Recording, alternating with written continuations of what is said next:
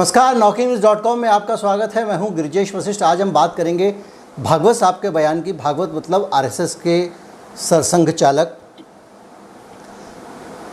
पूरे संघ परिवार के सबसे बड़े बुद्धिजीवी, संघ परिवार के मुखिया। उन्होंने अभी हाल में बड़े सारे बयान दिए, कुछ ऐसे बयानात दिए जिन बयानात पे चर्चा करना लाजमी है, बहुत ज़रूरी हो जाता है। उन्होंने जो बयानात दिए उसके बाद में उनके जो स्टेटमेंट थे, उनके जो वक्तव्य थे, उसके बाद में आप ये इस नतीजे पर पहुँचेंगे कि ज़रूर भागवत साहब जो हैं बड़ी अच्छी बातें कह रहे हैं। उनकी बातें बड़े वाइडली मीडिया में पब्लिश की गई। मैं एक एक करके उनके जो तथ्य उन्होंने रखे, उन तथ्यों में कहाँ त्रुटि है, कहाँ असत्य है और कहाँ पे तथ्य की टांग तोड़ी गई है, वो सारी चीज़ें आपके सामने रखना चाहूँगा। एक एक करके मैं आपके सामने बात करूँगा। सबसे पहले मैं बात करता हूँ नेशन फर्स्ट नेशन सुप्रीम। ये उस चर्चा का विषय था जिस विषय पे वो व्याख्यान देने गए थे पुणे में। उनकी अपनी ही एक संस्था है, उनके अपने ही बुद्धिजीवियों की। वहाँ पे वो व्याख्यान देने गए थे और उन्होंने वहाँ पे बहुत सारी बातें कही। पहले तो भारत जो है विविधताओं का देश रहा है। यहाँ पे सम्राट अशोक से लेके अलग अलग धर्मों के वो बौद्ध थे, उसके बाद में बहुत सारे मुस्लिम जो है वो उन्होंने आके, मुसलमानों ने अलग अलग जगहों के, अलग अलग परिवारों के, अलग अलग वंशों के मुसलमानों ने यहाँ राज किया। राज करने के साथ साथ बहुत सारे वंश यहाँ के रम गए, यहीं के हो गए, कई पीढ़ियों से यहीं रहे, यहीं शादी ब्याह वो सब किया। तो आप जो बात करते हैं नेशन फर्स्ट, तो उसमें जो नेशन की आपकी परिभाषा आती है उसको लेकर सोचना पड़ता है, समझना पड़ता है कि आप किस नेशन की बात कर रहे हैं। आपका नेशन क्या हिंदू राष्ट्र है, और अगर हिंदू राष्ट्र है तो किस तर्क के आधार पर है, क्योंकि भारत का जो इतिहास है वो बहुत विविधता की बात कहता है, आज से नहीं शुरू से कहता है। उन्होंने एक और बात कही कि उन्होंने कहा भारत को में मुसलमानों को डरना नहीं चाहिए, डरने की बात नहीं है। ये बयान जब वो देते हैं, कहते हैं डरना नहीं चाहिए, तो साथ के साथ ये भी कहते हैं कि भारत के मुसलमान डर रहे हैं। भारत के मुसलमान डर रहे हैं ये कहने के बजाय वो दरअसल ये कहना चाह रहे हैं कि कुछ लोग जो बयान देते हैं कि भारत में अब तो डर लगता है, इस टाइप का जो सोशल मीडिया वाला जो विमर्श है उसको वो यहाँ ठूसना चाहते हैं। लेकिन उस विमर्श में तो किसी ने नहीं कहा कि उसको भारत में डर लगता है। भारत को आपने डाला। डर किससे लगता है? आज के वातावरण से, और आपके जो अनुषांगिक संगठन हैं, संघ परिवार से जुड़े हुए जो लोग हैं, और आपके स्वयंसेवक जो अलग अलग संस्थाओं में काम कर रहे हैं, उन संस्थाओं की जो गतिविधियाँ हैं उनसे डर लगता है। ये बयान का उनके मकसद था, चाहे वो आमिर खान का और किसी का रहा हो। और आप बार बार एक झूठ को रिपीट करते हैं, ये कहते हैं कि भारत से डर लगता है। लेकिन जिन मसलों को मैं डिस्कस करने वाला हूँ वो इससे बहुत बड़े हैं।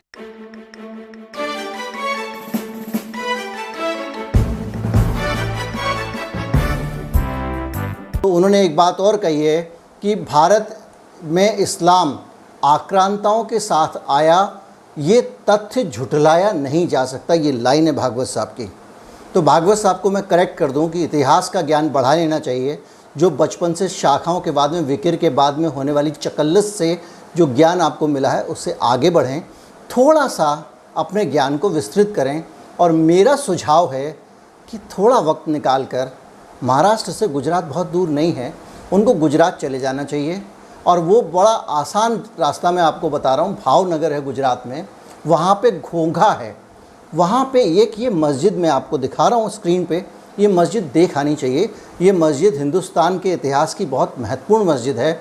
और ये जब आप आक्रांताओं के आने की बात कहते हैं, महमूद गजनवी के आने की बात कहते हैं, तो उसके आने से भी 300-400 साल पहले से ये मस्जिद खड़ी है।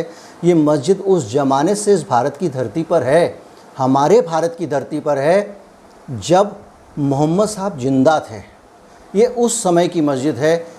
आपको अगर 7वीं शताब्दी के शुरू में ये बनी थी, इस दुनिया की उन गिनी चुनी मस्जिदों में से एक है जिसका रुख यरूशलेम की तरफ है। ये काबा की तरफ देख के नहीं बनाई गई है। यहाँ अगर नमाज़ पढ़ेगा आदमी तो उसका रुख यरूशलेम की तरफ होगा, क्योंकि उस दौर पे जो नमाज पढ़ी जाती थी उसमें काबा की तरफ रुख नहीं होता था, बैतुल मुक़द्दस रुख इसको कहा जाता है। और वो जाके फ़िलिस्तीन के अंदर एक जगह पे ये रुख होता था, और वहाँ पे यरूशलेम में ये रुख करके पढ़ी जाती थी। यानी मोहम्मद साहब के ज़माने में जब काबा में नमाज़ पढ़ी जाती थी, उससे भी पहले मोहम्मद साहब जब मौजूद थे, भारत में गुजरात में ये मस्जिद मौजूद थी। और मैं आपसे निवेदन करूंगा भागवत साहब, कृपया इस मस्जिद को देखाएं, थोड़ा इतिहास का ज्ञान दुरुस्त होगा। आप बहुत कार्बन डेटिंग कराते हैं, इसकी भी करा लें, उससे और भी ज्ञान दुरुस्त होगा। और भगवान के लिए इस मस्जिद की आप हालत देखिए, दशा देखिए। ये भारत के इतिहास की धरोहर है। दुनिया में इस्लाम बाहर, अरब देशों से बाहर अगर कहीं पे आया तो भारत में सबसे पहले आया था। और जो शुरू में मस्जिदें बनी थी उन्हीं में से एक ये है, तो ये बड़ी निशानी है। मैं आपको गुजरात में ही नहीं रोकूंगा क्योंकि वीडियो लंबा हो जाएगा, मैं और आगे लेके चलता हूँ। चलिए भागवत साहब, केरल चलते हैं। केरल में मैं आपको लेके चलता हूँ उसी दौर, उसी 7वीं शताब्दी में आपको एक और मस्जिद मिलेगी जिसको कहते हैं प्राचीन मस्जिद है, और इसका नाम है, केरल के कोंडगलूर तालुका है, कोंडगलूर तालुका, वहाँ के मेथला गांव में ये मस्जिद आज भी है। इसका नाम है चेरामन जुमा मस्जिद। इस मस्जिद को बड़ी अच्छे से वहाँ मेंटेन किया गया है, लोगों ने इसका ख्याल रखा है। ये गुजरात में नहीं है, गुजरात में मेंटेन नहीं हो रही है, केरल में हो रही है। ये मस्जिद भी उससे भी पुरानी है, उसी दौर की मस्जिद है। और इस मस्जिद को 629 सन 629 में, आज सन 2100 है, इसे 629 में इसको बनाया गया था। और ये उससे 300-400 साल पहले बनी थी। ये दोनों मस्जिदें, एक और मैं आगे बताऊंगा, ये वही 5-7-10 साल के अंतर में बनी हैं। और इन सभी मस्जिद को बनाने वाले लोग आक्रांता नहीं थे। इसको बनाने वाले अरब के बहुत सारे व्यापारी थे जो उन दिनों आया करते थे। वो गुजरात में आए, गुजरात में उनके साथ में बहुत सारे लोग आए, उन्होंने धर्म का प्रचार किया, मस्जिदें बनी। वो केरल में आए, वहाँ पे मस्जिद बनी। केरल में तो वहाँ के एक राजा को लेकर बहुत सारी किंवदंतियाँ हैं जिनका मैं जिक्र करना नहीं चाहूँगा, क्योंकि किंवदंतियाँ इतिहास नहीं होती हैं, वो आपके पास में किंवदंतियाँ हैं, उनको आप इतिहास बनाइए। मुरब्बा डालिए, मुरब्बा मुग़लों के साथ आया था, वैसे भाई बता दूँ। अचार डालिए, अचार भी मुग़लों के साथ आया था। पजामे में गठान बांध लीजिए बोलूँगा तो वो भी नहीं बोल सकता, क्योंकि वो वहीं से आया था। ये देश सांस्कृतिक समृद्धि से बढ़ा हुआ देश है, और उसमें पूरी दुनिया की जो श्रेष्ठ जितनी भी संस्कृतियां हैं उनका निचोड़ यहाँ पे है। डेफिनेटली हिंदू संस्कृति बहुत विराट है। डेफिनेटली हमारा साइंस का इतिहास निश्चित ही बहुत पुराना है, बेहतरीन है, शानदार है। हमारे यहाँ एक से एक अच्छे वैज्ञानिक हुए हैं, सुश्रुत हुए हैं, चरक हुए हैं। पूरी तरह से पूरी दुनिया में हम लीडर थे। लेकिन अब हमारे यहाँ उस पद्धति से इसलिए सर्जरी नहीं होती क्योंकि हम लोगों की पूरी ऊर्जा प्रतिक्रिया में खर्च हो रही है, उनके साथ उसके काम को आगे बढ़ाने में खर्च नहीं हो रही है। ये मस्जिद जो है उस वक़्त इसलिए भी इम्पॉर्टेंट है कि उस वक़्त वहाँ से धर्म प्रचारक आते थे और प्रचार करते थे। और जब मस्जिद बनती है, कहीं पे बड़ी मस्जिद बनती है जिसमें 25-50 लोग, 100 लोग नमाज़ पढ़ सकें, तो ऐसे ही नहीं बनती है। जहाँ पे आबादी होती है वहाँ पे मस्जिद बनती है। अगर केरल की परिक्रमा में आप बोर हो गए हो, वामपंथी इलाका है, तो आपको थोड़ा और दूर ले चलते हैं। आप हमारे साथ तमिलनाडु चलिए। तमिलनाडु में भी जो है आप जाएंगे तो वहाँ पे भागवत जी, आपको बहुत खुशी होगी कि पलैया जुम्मा पली जो है, ये है जुम्मा मस्जिद, 628 ईस्वी में बनाई गई। और इसमें जो है अरब व्यापारियों को समुद्री मार्ग से जो आते थे उन्होंने ही इसे बनाया। और ये वही दौर है मोहम्मद साहब के आसपास का दौर। मतलब आप सोचिए कि इस्लाम यहाँ पे कितनी पुरानी परंपरा रखता है। इस्लाम के इस देश में रहने वाले मुसलमानों को अगर लोग ये कहें कि वो आक्रांताओं के द्वारा बनाए गए मुसलमान हैं, तो मैं आपको बता दूं। लेकिन हाँ, ये बातें सुन के कोई ये ज़रूर कह सकता है कि साहब आप ये कह रहे हैं ये पुरानी मस्जिद तो रही होगी, लेकिन जो कन्वर्ज़न हुआ वो तो तभी हुआ। कन्वर्जन की कहानी भी मैं सुनाऊंगा। लेकिन मैं आपको बताऊं कि हिंदुस्तान में ख़ास तौर से उत्तर भारत में इस्लाम हमारी संस्कृति में जब घुला मिला तो उसकी एक बहुत बड़ी वजह थी मोहम्मद गौरी का आक्रमण और उसका दिल्ली में आना, दिल्ली में बसना। जब वो दिल्ली में बसा तो दोनों संस्कृतियों की जान पहचान हुई। दोनों संस्कृतियों की जान पहचान कैसे हुई? तलवार से हुई। ये बात आंशिक रूप से सही है, उतनी ही सही है जैसे कि लिंचिंग करके आप कभी कुछ लोगों का कन्वर्जन करा रहे थे उत्तर प्रदेश में, उन्होंने कर लिया, फिर वापस जो है वो अपने धर्म में चले गए और कहने लग गए कि साहब शुद्धिकरण किया था, हमको नहीं मालूम था ये क्या करवा रहे हैं, इसलिए हम चले गए थे, हम तो मुसलमान के मुसलमान ही हैं। इसका उल्टा भी कई गुना होता है। लेकिन जब आपने लाखों की भीड़ में कन्वर्जन देखे होंगे, लोग हिंदू से जब बौद्ध बनते हैं, उसका कारण जो है वो तलवार और लाठी नहीं होता है। जब बड़ी आबादी कन्वर्जन करती है तो उसकी वजह कुछ और होती हैं, और जो वजह खोजी गई हैं पूरी दुनिया के इतिहासकारों में, मैं आपको इतिहास की किताबें, विद्वान, देशी विदेशी सब बता सकता हूँ, लेकिन ये वीडियो बोझिल हो जाएगा। आप चाहें कंप्यूटर पर सर्च कर सकते हैं, आपको गूगल में सब मिलेगा।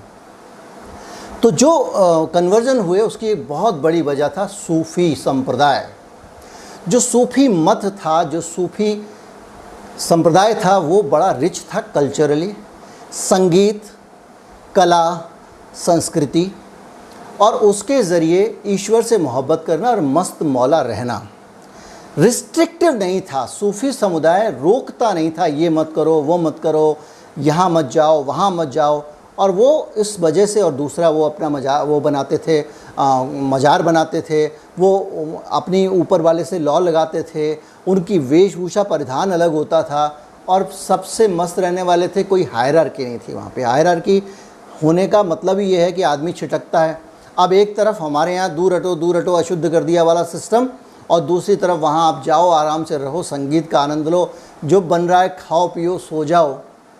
तो उस पूरे कल्चर के कारण बड़ी संख्या में, ये मैं नहीं कह रहा हूँ, ज़्यादातर विद्वान मानते हैं, कॉन्स्पिरेसी थ्योरिस्ट को अगर छोड़ दें, क्योंकि उनको तो हर चीज़ में ही कॉन्स्पिरेसी दिखती है दुनिया में। भारत में अभी तक कॉन्स्पिरेसी के अलावा कुछ हुआ ही नहीं, सिर्फ षड्यंत्री होते रहे हैं। तो उनको अगर आप छोड़ दें तो वो आपको पता चल जाएगा कि किस तरह से बड़े समझदारी वाले तरीके से सूफीज़म के कारण बड़ी संख्या में लोग मुसलमान बने। दूसरा कारण जो था वो ये था कि राजा जो होता है उसका जो धर्म होता है उससे लोग बड़े प्रेरित होते हैं।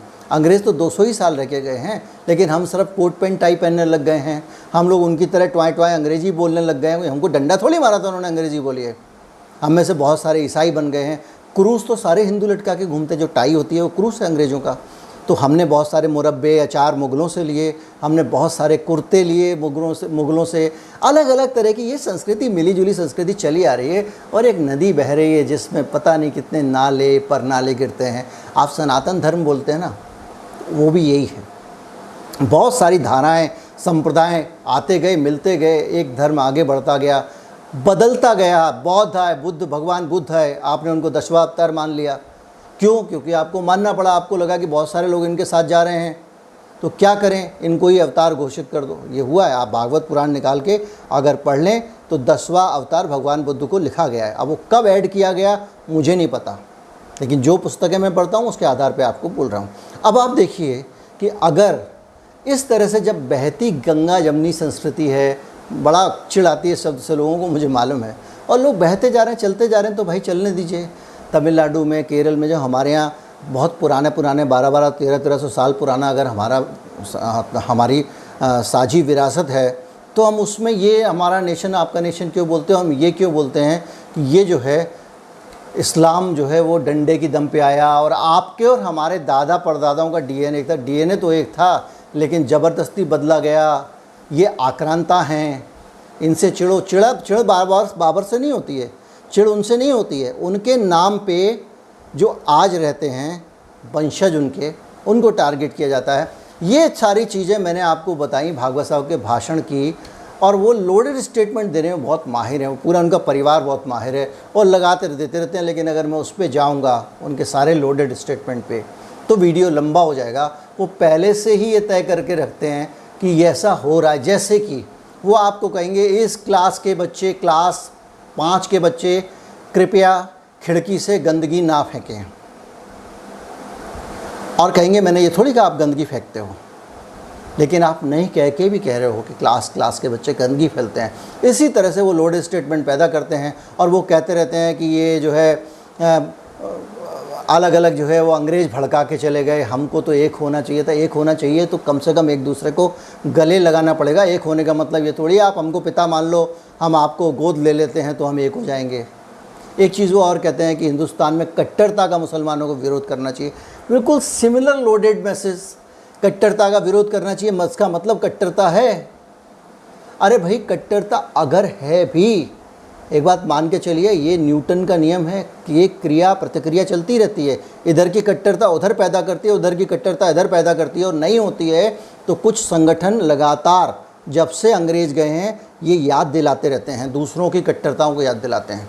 वो कहते हैं देखो हिंदू ये कट्टरता कर रहा है, वो कह रहे हैं मुसलमान ये कट्टरता कर रहा है, और ये कट्टरता एक दूसरे की दिलाते रहते हैं और उस कट्टरता में आदमी जीता रहता है। आप सोचिए, काम धंधे वाले आदमी हैं, दुकान पे बैठे हैं, गल्ले पे बैठे हैं, और आपको अपना हिसाब किताब देखना है, कितना माल आया कितना गया। वो उस बीच में व्हाट्सएप पे आ रहा है, कल का कायर हिंदू आज का मुसलमान है, आज का कायर हिंदू कल का मुसलमान होगा, आ रहा है। आप बैठ के पढ़ते हो, आपका दिमाग ख़राब हो जाता है। अब ऊपर से वही जिन्होंने मैसेज बनवाए हैं वो कहते हैं अंग्रेज भेज डाल के चले गए, डरा तो तुम रहे हो। इसी तरह के बहुत सारे मैसेज उसके अंदर आते रहते हैं और वो आपको तरह तरह से छेड़ते रहते हैं, आपको भूलने ही नहीं देते हैं। आपका जी भैया धंधा करने दुकान पे गए, धंधा करो ना, हिंदू मुसलमान करने नहीं गए हो आप। लेकिन वहीं वो कहेंगे धंधा मत करो, हिंदू मुसलमान करो। ये सारी की सारी चीज़ें हैं और उसके कारण ही ये सारा का सारा हाल है। अब वो अगर कहेंगे कि अंग्रेज़ कर गए तो मैं कहूँगा कि भैया अंग्रेज़ चले गए, उसके बाद में 1930 के हिंदू महासम्मेलन में, हिंदू महासभा के सम्मेलन में ये प्रस्ताव किसने पारित किया कि मुसलमानों का अलग देश होना चाहिए, किस लिए किया? उसके बाद से लगातार देश में क्यों उतना तनाव का माहौल बनाया गया कि जिन्ना जैसे लोग ये समझाने में कामयाब हो गए कि भैया तुम्हारा भला इसी में, तुम अलग देश ले लो, यहाँ तो ये लोग जीने नहीं देंगे। नाम अंग्रेज़ों का लगाएंगे, लेकिन बात यह है कि आप खुद भी तो सुधर जाओ, आपका तो रोज़ का काम यही है, आप यही कर रहे हो। ये सारी चीज़ें जब आप देखते हैं तो आप समझ जाते हैं कि ये जो बातें हो रही हैं, इन बातों में थोड़ा सुधार की आवश्यकता है। उम्मीद करता हूँ कि ये जो 3 मस्जिद बने हैं ना, हर आदमी गूगल करके इसके बारे में सर्च करेगा और जो सच्चा देशभक्त है उसको जाके देख के आना चाहिए, ताकि पता चले कि ये आक्रांता फांक्रांता कुछ नहीं है। आपको डराने का तरीका ये डर का कारोबार है। जितना आप डरोगे उतना इनकी राजनीति बिकेगी, जितना मुसलमान डरेगा उधर उनकी राजनीति बिकेगी, जितना हिंदू डरेगा उधर इनकी राजनीति बिकेगी। और ये इसलिए आपको डराते रहते हैं, आज का कायर हिंदू कल का मुसलमान होगा। कायर क्या हो तुम? ये कायरों के मैसेज फॉरवर्ड नहीं कर रहे हो, गालियाँ नहीं दे रहे हो, झगड़े नहीं कर रहे हो। समस्या अगर कट्टरवाद है तो वो है, वो हिंदू में भी है, मुसलमान में भी है, लेकिन समस्या का हल कट्टरवाद नहीं है। आप आग से आग नहीं बुझा सकते। आपको अगर समस्या को ख़त्म करना है तो कट्टरवाद छोड़ना पड़ेगा। ये नहीं है कि आप कट्टरवाद के बदले में प्रति कट्टरवाद करते जाओ और बोलो कि, और दोनों पक्ष ये कहते हैं नहीं ये वाला कर रहा है इसलिए मैं कर रहा हूँ, वो कहता है ये वाला कर रहा है इसलिए मैं कर रहा हूँ। अरे उल्लुओ, तुम दोनों के दोनों गलत कर रहे हो। सही है कि वो कर रहा है, तुम उसको इग्नोर करो तो अपने आप से वो करना 4 दिन बाद छोड़ देगा। लेकिन दोनों ही पक्ष इस चीज़ को समझते नहीं हैं, और जो बड़ा पक्ष है वो छोटे वाले को कहता है कि तुम समझो ना, तुम इग्नोर करो, हम तो यही करेंगे। इस तरह से चल रहा है और ये बड़े बड़े लोग इस तरह के ज्ञान दे रहे हैं। बहरहाल मैं उम्मीद करता हूँ वीडियो आपको अच्छा लगा होगा, और जिनको अच्छा लगा है वो भागवत स्वाब को ट्वीट कर दें ताकि वो जाके इन तीनों मस्जिदों को जाके दर्शन कराएँ, देख आएँ, और उनको भी अपनी विरासत का पता चला है। केवल जो विकिर के बाद होने वाली चकल्लसी विरासत और इतिहास नहीं होता है, इस देश का इतिहास बहुत विराट और विहंगम है। नमस्कार, जय हिंद। अगर आप चैनल को सपोर्ट करना चाहते हैं, UPI ID है हमारा नीचे डिस्क्रिप्शन में, वहाँ जाके भुगतान कर सकते हैं। इस वीडियो को ज़्यादा से ज़्यादा लोगों तक पहुँचाएँ ताकि लोगों के बीच में जागरूकता बढ़े, भाईचारा और प्रेम बढ़े। ना मुसलमान किसी हिंदू का दुश्मन है, ना हिंदू किसी मुसलमान का दुश्मन है। अगर कोई दुश्मन है तो दुश्मन कहने वाला दुश्मन है, ये बात ध्यान रखिएगा। नमस्कार, जय हिंद।